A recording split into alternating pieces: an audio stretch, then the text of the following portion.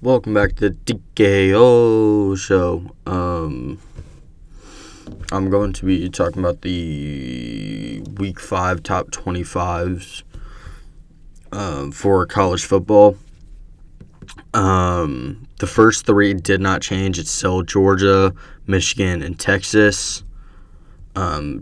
Georgia destroyed UAB 49-21. Michigan destroyed Rutgers 31-7, and Texas destroyed Baylor 38-6. Now, here's where we start getting into a little bit of change.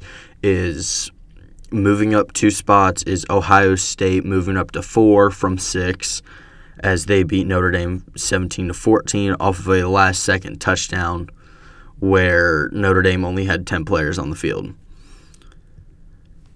Now, I am very excited about this win, but moving up 2 spots, really? I mean, I understand you beating the 9th team in the nation, being the 6th, but still, 2 spots, I would understand 1, but, I mean, it's whatever. I'm happy with it. Now, moving down a spot to number 5 is Florida State. They moved down to 5 after beating Clemson 31-24 in overtime. I understand why they moved down a spot. Clemson's unranked. Yes, they are on the bubble, or were on the bubble of being in the top 25. Honestly, if we extended that a little bit out, they'd probably be 26 or 27 on that list. But, yeah, I understand why they went down. They played terribly. Not much to say with that. Penn State moved up a spot, beating Iowa 31-0 to move up to 6. I have absolutely nothing to say on that. Penn State deserves it. Just dismantled Iowa in a game that I thought was going to be a lot closer than that. Moving on to 7. This team moved up a spot after beating Cal 59-32. It's Washington. I did not see any of this game. I'm not staying up for that when I have to be up in the morning at 5 a.m. every morning. Not doing that. Washington handled their business with Cal, and I am actually very excited to see Washington. I was high on them last year. This is a great team. I could see them in the college football playoffs. Maybe if Florida State and Penn State drop and Texas loses to Oklahoma, I could see them being in the top 4 and consequently in the college football playoffs. Now, moving down to 8, I don't even know what to say on this one. I don't know how you move down 3 spots after beating an unranked Arizona State 42-28. You beat them by terrible at math. I'm not even trying to do the math on that. But USC moved down 3 spots from 5, beating Arizona State by however many they beat them, 42-28, whatever that math difference is. I don't understand why you move them down 3 spots. That just doesn't make logical sense. How are you moving them down 3 spots for beating an unranked team when Clemson when USC beats... Okay, I'm doing the math on this real quick. 42 minus 28. Okay, so USC beat Arizona State by 14 points. Yet when Florida State beats an unranked Clemson team by 7 or whatever it is, I'm pretty sure it's 7, they only move down a spot, but USC beats an unranked team by 14, and they move down 3 spots. That just doesn't make sense. They should not be that low. I think they should be 6. And Washington should stay at 7. Penn State should be at 8. But, I mean, there's nothing we can really do about that. So, moving on to 9 is Oregon moving up a spot after dismantling Colorado. I mean, they beat them 42-6. there's not much that you can say on that game.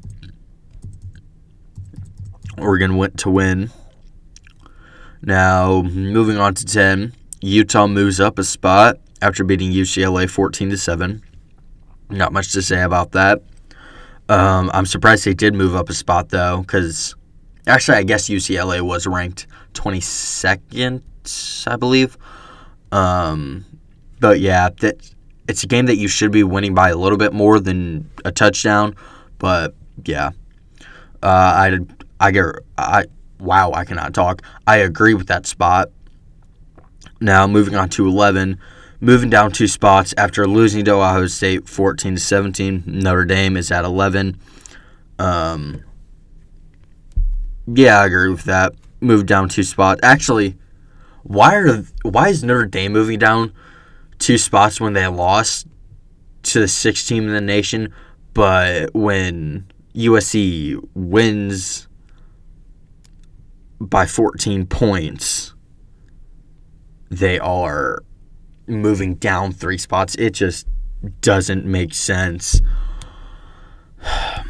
So I don't like how they do this, all this ranking stuff. It just doesn't make sense. But nonetheless, moving on to 12, Bama moves up a spot after beating Ole Miss 24-10. Yeah, nothing to really say about that. Now, moving down a spot is LSU at 13 after they beat Arkansas, who was unranked, 34-31. I understand why they moved down a single spot for only winning against an unranked team by 3. Granted, I feel like Arkansas should be ranked. I feel like it's a little disrespectful that they're not, but nonetheless, LSU moves down a spot. Now, 14, Oklahoma moves up 2 spots after beating Cincinnati 20-6. Yeah, not really much to say about that. That was an expected win. Yeah. Now, moving on to 15 is North Carolina beating Pitt 41-24. And North Carolina moves up 2 spots. Not much to say on that. Actually, I will say one thing. I'm surprised it wasn't a little closer. I feel like Pitt is a little better than people give them credit for. Now, they're not going to be a title contender this year by any means, but they're not as bad as people think they are. So, that's all I have to say on that. Now, moving up 5 spots at the number 16 spot is Washington State after beating Oregon State, who was ranked, I believe, 13th going into this, or 13th or 14th coming into this week, and they got beat by Washington State 38-35. So Washington State moves up 5 spots. I kind of like that. I'm not gonna lie. I kind of like that. Washington State has been playing good. They've beaten some good teams in Wisconsin. Actually, really just Wisconsin and Oregon State. But I don't know. I feel like they could move into the top 10 by the end of the season. Now, they're not going to be in the college football playoffs, but they're still a pretty solid team. Should be in the top 10 if they can continue to win against these good teams. Now, moving on to 17, moving up a spot, Duke beating UConn 41-7. Did not know UConn had a football team. It also did not know that UConn had a D1 football team. Yeah, not really much to say about that. Duke handled their business. Moving on to 18, moving up 2 spots is Miami. And they beat Temple 41-7. They moved up 2 spots. I don't really have too much of a problem about that. Don't have much to say. Oregon State, moved down 5 spots to 19, losing to Washington State 35-38.